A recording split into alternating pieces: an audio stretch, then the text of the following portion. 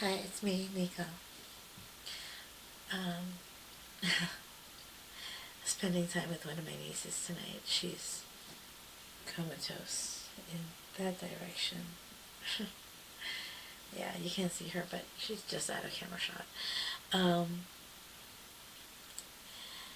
it's been a while since I was able to deal with the topic of the death of my sisters, plural, the 6 of them that have died recently.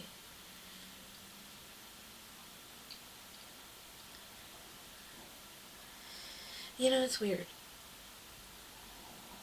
When I'm asked about it, I can explain it. It hurts, it bothers, it can be soul crushing. But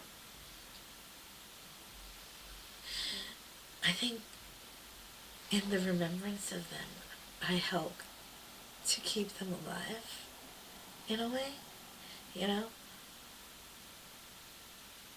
Teresa didn't have any children growing up. The closest thing she had to having children was playing with mine. She would take mine out to the zoo or to the park or to the pool, to the beach. But she never really had her own. And she didn't necessarily want them anyway.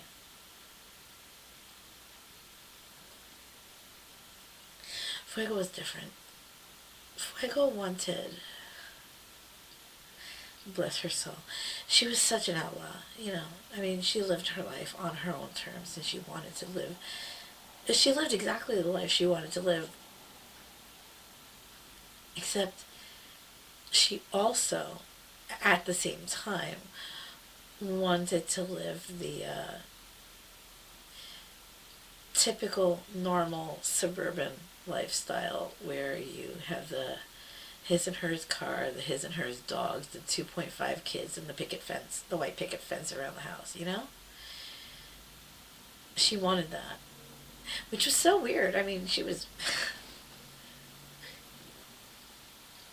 built like a Sherman tank, the woman, you know?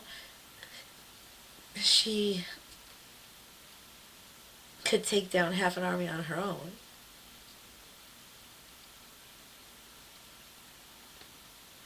God, I miss her.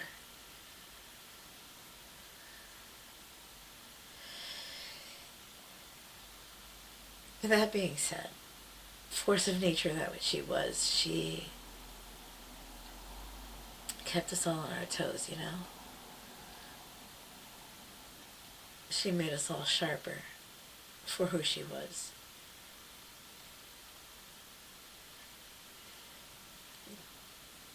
Teresa was the one who taught me how to be strong and how to be a woman. Because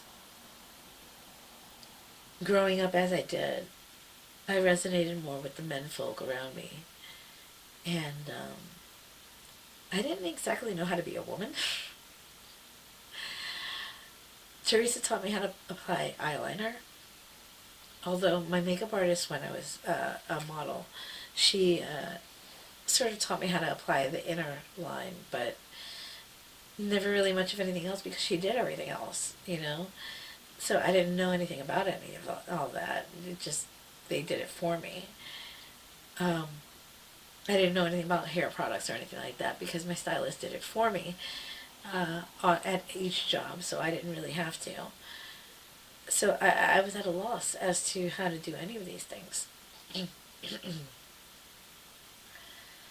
So Teresa showed me the few things that she knew how to do. A little bit of eyeliner here, blow dry your hair this way, you know, do this or that, wear a cute little bra that does this and that, you know. And I attribute that part of me, I guess, to her because she really did help me out. She was a good big sister in that way. Fuego kept me safe when we were younger, and we both looked up to each other because we both kind of raised each other. Because we had to. We didn't really have parental figures we could look up to. Not at that age, not while we were young and homeless and looking for not even just ourselves, but a place to be and for who we were to be. Because we didn't know much of anything. We were young. We were children. We were trying to be adults. We were trying to have the freedom we really, really wanted from the oppression we were facing in both of our homes, and the abuse that we were feeling and dealing with in both of our homes separately. We were never biologically related, but there was always something that kept us close. And when our dad adopted us, we became sisters, and it was just like we looked at each other and was like, yeah, okay, like there was ever a fucking doubt, you know? Like, we just kind of always knew we were sisters. That being said, when I met Storm and Cookie, I thought that because they were Dad's children, I would never have to second guess anything, you know. And I was wrong, clearly. But only one of them proved me wrong, and then Cookie was just like, she stepped up her game. She was just like, listen, I'm your big sister. I'm going to be here for you. I don't give a shit if you don't want me to be here. I'm going to be here. Because I was having a very hard time about something, and she was just like, don't care if you're used to dealing with this shit alone. I'm going to be here by your side. I'm going to stick by you. That's what sisters do. And I was just like, I normally deal with shit on my own because I have a Superman complex, and I feel that I can handle all this shit on my own. And Cookie was just like, I don't care. I'm older. I feel I'm wiser, and so therefore I am going to be here for you whether you like it or not. And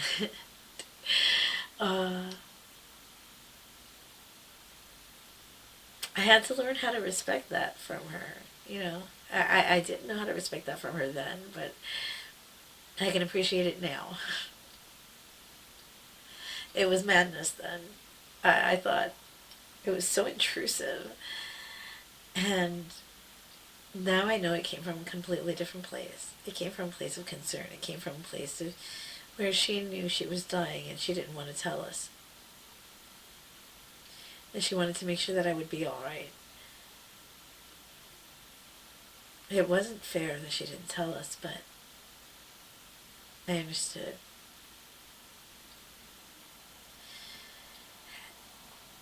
Having suffered similarly, I probably would have done the same thing. And I don't fault her for that at all. At all.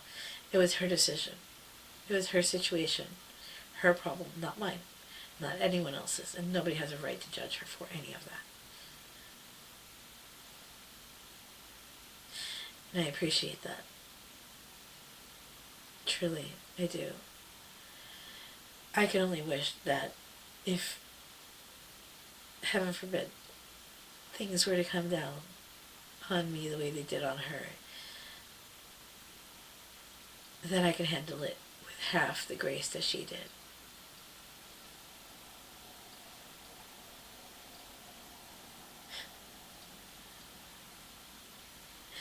There you go. I have a role model for terminal illness.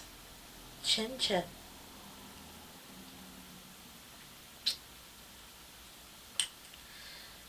Wow. The other one, though. I learned nothing positive. But then, that's kind of how it was with Dad's kids. It was kind of hit and miss, wasn't it? This one was good, that one was bad. This one was a good influence, that one was not.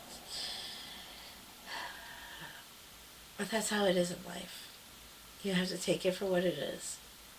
Take things with a grain of salt. Take other things for what they are.